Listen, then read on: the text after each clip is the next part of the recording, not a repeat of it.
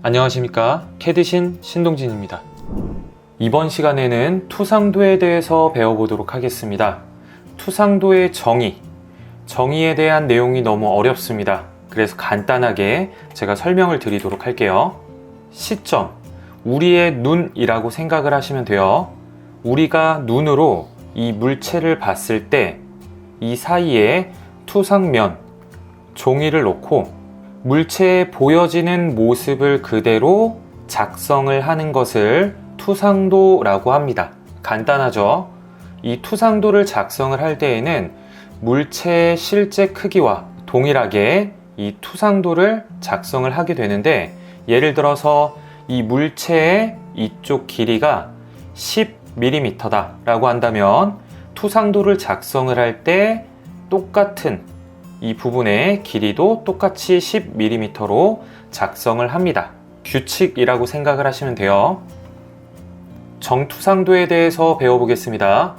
투상도를 작성을 할 때에는 정면에서 보여지는 모습, 오른쪽에서 보여지는 모습, 위에서 보여지는 모습들을 각각 투상도로 작성을 하게 되는데, 3차원의 물체를 2차원의 평면 위에 정확하게 표현하는 것, 그리는 것을 정투상도라고 합니다.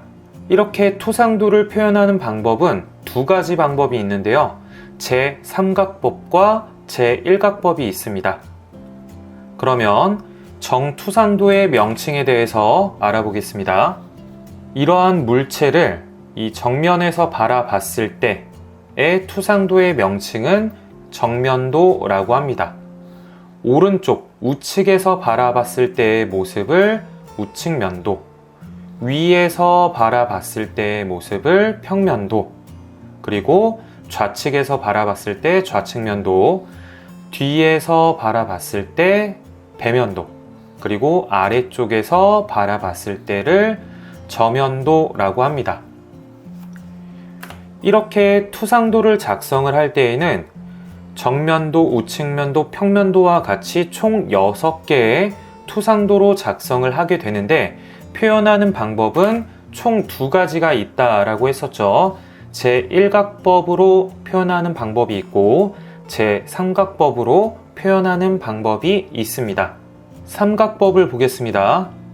이 물체를 정면에서 바라봤을 때 정면도, 그리고 오른쪽에서 바라본 모습을 오른쪽에 우측면도로 작성을 하고, 위에서 바라본 모습을 이 위쪽으로 평면도로 작성을 합니다. 이처럼 표현하는 방법, 작성을 하는 방법이 삼각법이에요. 그렇다면 1각법을 한번 볼게요. 이 물체를 정면에서 바라봤을 때 정면도, 가운데에 작성을 해요. 동일합니다. 하지만 이 오른쪽에서 바라봤을 때의 모습을 오른쪽에 표현을 하는 게 아니라 왼쪽에 표현을 해요.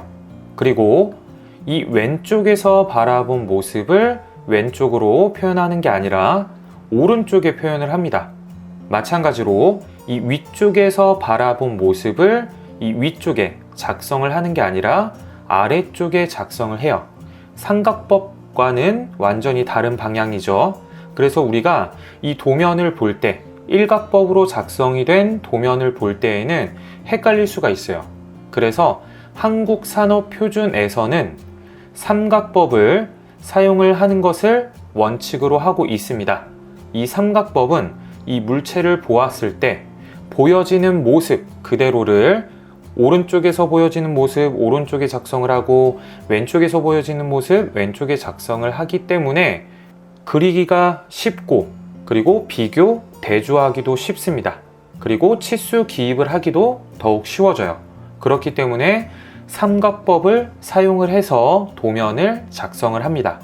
CAT 2급 캐드 실무 능력 평가 자격 시험에서도 이 삼각법을 이용을 해서 도면을 작성을 하게 돼요. 등각투상도에 대해서 알아보겠습니다. 이 등각투상도는 정면도, 우측면도, 평면도를 한 번에 모두 표현을 하고, 그 투상도가 서로 만나는 이 세 모서리 선들이 모두 120도, 120도의 각을 갖는 투상도입니다. 입체적인 형상을 표현을 하거나 제품을 설명을 할 때 가장 많이 사용을 하는 투상도입니다. 정면도 선정 방법에 대해서 배워보겠습니다. 우리가 이러한 물체에 투상도를 작성을 할 때에는 여기를 정면으로 할지 이쪽을 정면으로 할지 여기를 정면으로 할지 선택을 해야 되는데요. 선택하는 방법이 정해져 있습니다. 도면을 작성을 할 때에는 제품, 물체의 형상 및 특징을 가장 잘 표현하는 면을 정면도로 선정을 합니다.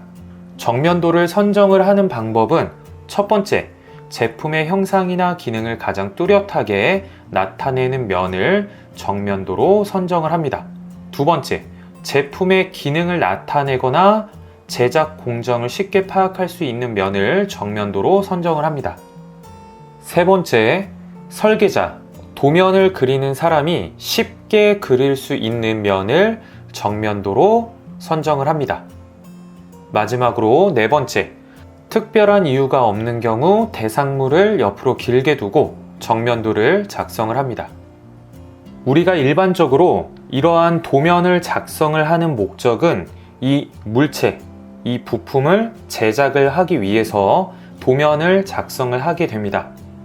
도면을 작성을 할 때에는 다음과 같은 이 방법대로 정면도를 선정을 해서 도면을 작성을 하게 되는데, CAT 2급 자격 시험에서는 이미 정면도가 선정이 되어 있기 때문에 이 방법은 그냥 참고만 하시고, 우리는 기출 도면에 나와 있는 그대로 또는 시험에서 제시되는 도면 그대로 똑같이 작성만 하시면 돼요.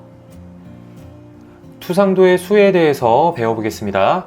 우리가 지금까지 배웠던 투상법에 의해서 도면을 작성을 할 때에는 총 6개의 투상도를 전부 그리진 않습니다.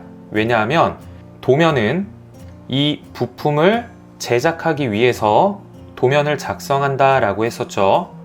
설계자 입장에서는 이 정면도, 우측면도, 평면도만을 보고 이러한 형상을 파악할 수 있다면 나머지 이 투상도들을 모두 그리기에는 비효율적인 작업이 될 수가 있어요. 그리기가 어려울 수도 있겠죠. 그리고 두 번째, 제작자 입장에서 본다면 마찬가지로 정면도, 우측면도, 평면도만을 보고도 이 제품에 대한 형상 그리고 관련된 정보를 모두 파악할 수 있다면 나머지 이 투상도들은 불필요한 투상도들이 되겠죠. 또한 이 투상도를 모두 작성을 했을 때 이 투상도들로 인해서 이 형상을 파악하는데 더 헷갈릴 수도 있어요. 따라서 투상도의 수를 결정을 할 때에는 제품의 형상을 알아볼 수 있고 크기를 나타내는 치수를 모두 표현할 수 있는 범위 내에서 필요한 투상도만을 작성을 합니다.